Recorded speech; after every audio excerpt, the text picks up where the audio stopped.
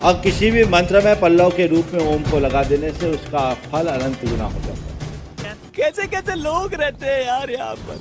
साला तुमको पागल कुत्ते का गाड़ी उठा के ले जाएगा बता रहे हैं हम। और हमारे सदग्रंथ भी स्थान स्थान पर ये प्रमाणित करते हैं, लेकिन उन सदग्रंथों को हम समझ नहीं सके क्योंकि हमारे पास ये सृष्टि रचना रूपी या मास्टर की नहीं थी। हेलो नमस्कार दर्शकों, तो स्वागत है आप सभी का हमारा फिर से एक नई वीडियो में। तो दर्शकों, हर बार की तरह इस बार लिए हैं दो संतों का आध्यात्मिक विचार। तो एक तरफ है संत रामपाल जी महाराज और दूसरी तरफ है मुने परमान सागर जी महाराज।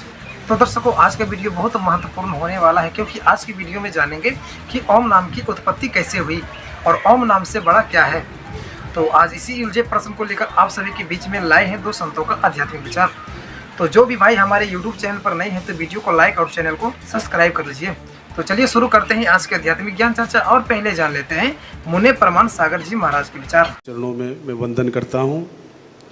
कृपया ओंकार के रहस्य को बताने की कृपा करें।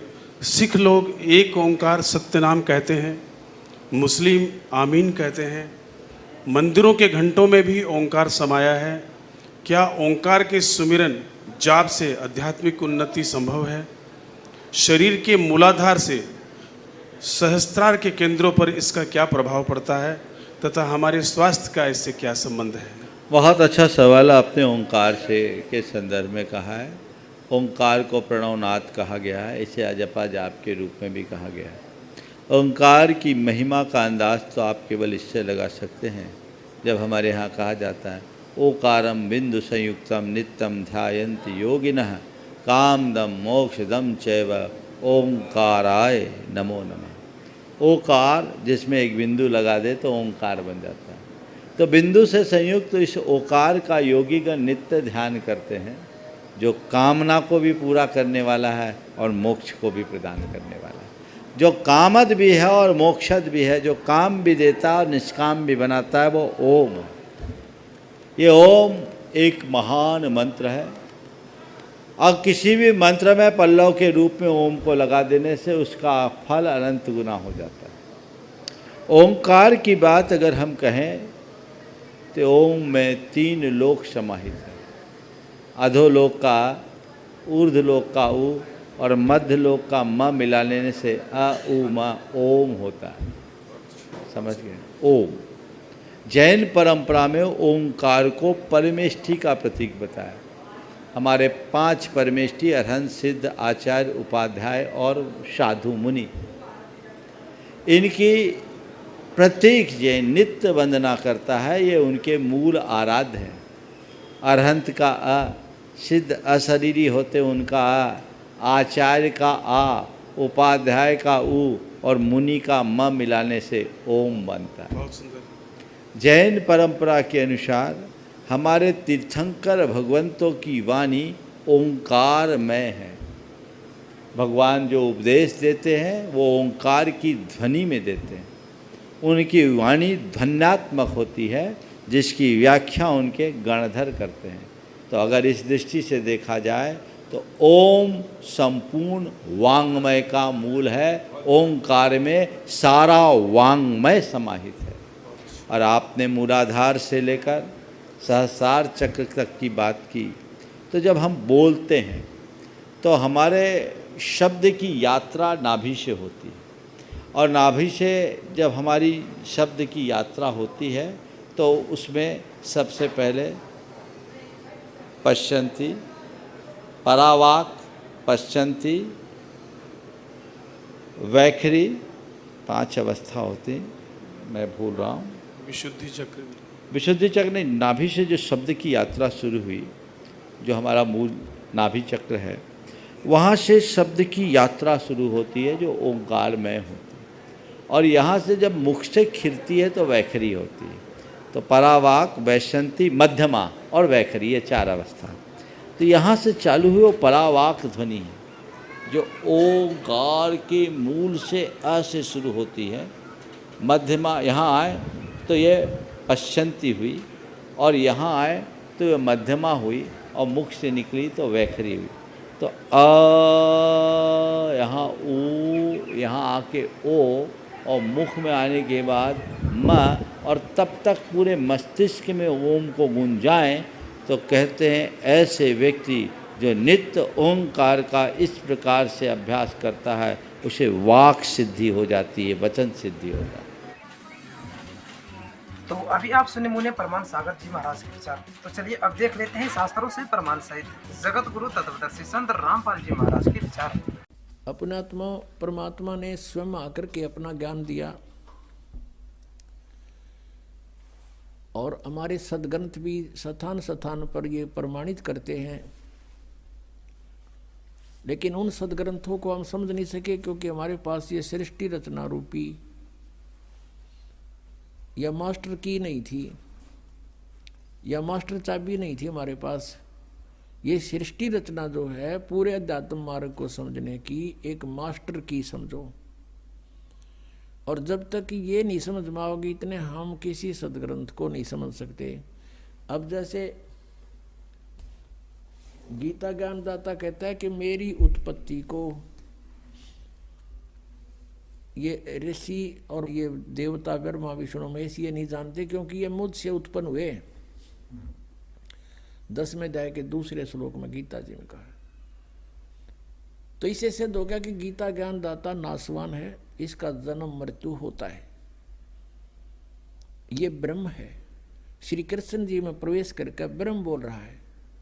गीता जी अध्याय नंबर 8 के श्लोक नंबर 13 में ये खुद कहता है कि ओम इति एकाक्षरम ब्रह्म विवहारण माम अनुस्मरण यह प्रयाति तजंदेहम स याति परमाम गतिम। और फिर श्री शिव महापुराण गीता प्रेस गोरखपुर से प्रकाशित में ये 26 पृष्ठ पे खुद कहता है अपने आत्माओं इस पूर्ण अध्यात्म ज्ञान से परिचित कराना आपको दास का उद्देश्य है। और यही सदग्रंथ बताते हैं कि जब तक उससे पूर्ण परिचित नहीं होते तो तुम भक्ति पर नहीं लग सकते।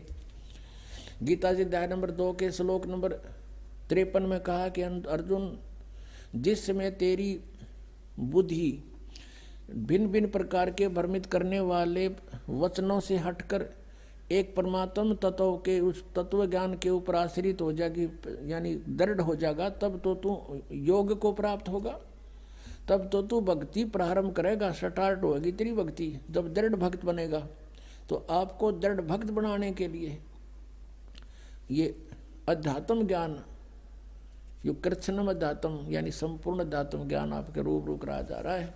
अब देखिए थोड़ा सा लिंक इससे संबंधित हो गया। श्री शिव पुराण गीता प्रेस गोरखपुर से प्रकाशित, संपादक हनुमान प्रसाद पोदार, इसके 26 पृष्ठ पे दिखाते हैं आपको। एक बार ब्रह्मा जी और विष्णु जी का इस बात पर झगड़ा हो गया, विद्वेश्वर संहिता। वो कहता मैं तेरा बाप, वो कहता मैं तेरा बाप। ये 24 पृष्ठ से शुरू होता है। तो इनके युद्ध को समाप्त करने के लिए इस काल ब्रह्म ने, जो एक अपने वास्तविक रूप में प्रकट नहीं होता, इनके बीच में एक स्तंभ खड़ा कर दिया, पिलर लिंग, इसको बाद में शिवलिंग कहने लग गए। फिर ये युद्ध करके खड़े हो गए। फिर वो खुद आकर प्रकट हो गया शिव रूप में, यानी सदा शिव रूप में। जैसे ब्रह्मा विष्णु को मिला तो शिव रूप में प्रकट हो जाता है, ये ऐसे लीला करता है। अब 25 नंबर पृष्ठ पर आपको दिखाते हैं, यहाँ से थोड़ा सा लिंक है इसका। गीता प्रेस गोरखपुर से है, विद्वेश्वर संहिता।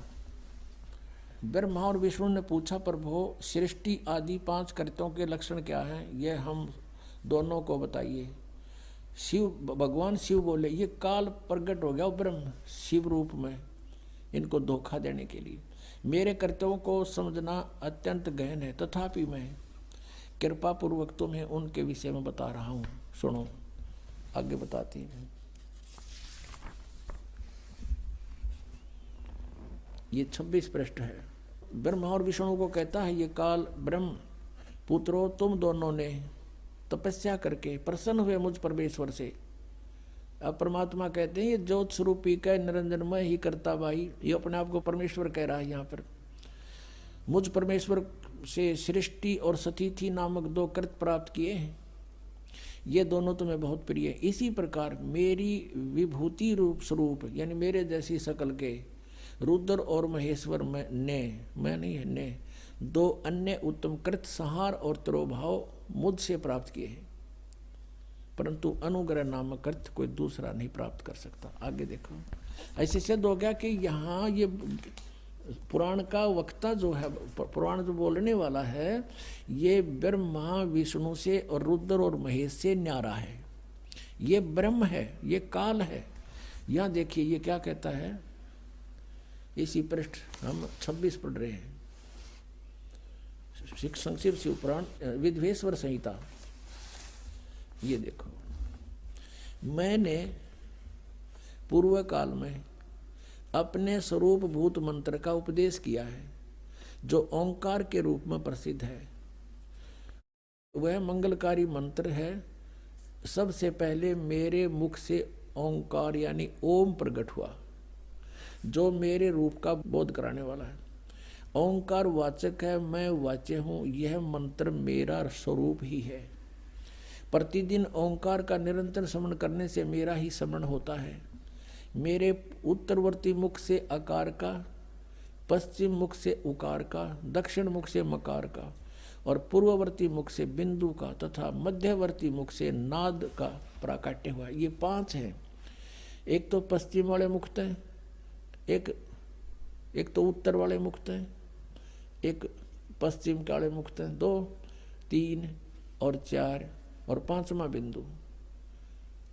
ये मध्य तथा उत्तर वाले मुख से बिंदु और ये 5वां ये नाद। तो इस प्रकार ये 5 हो गए, एक उकार, मकार और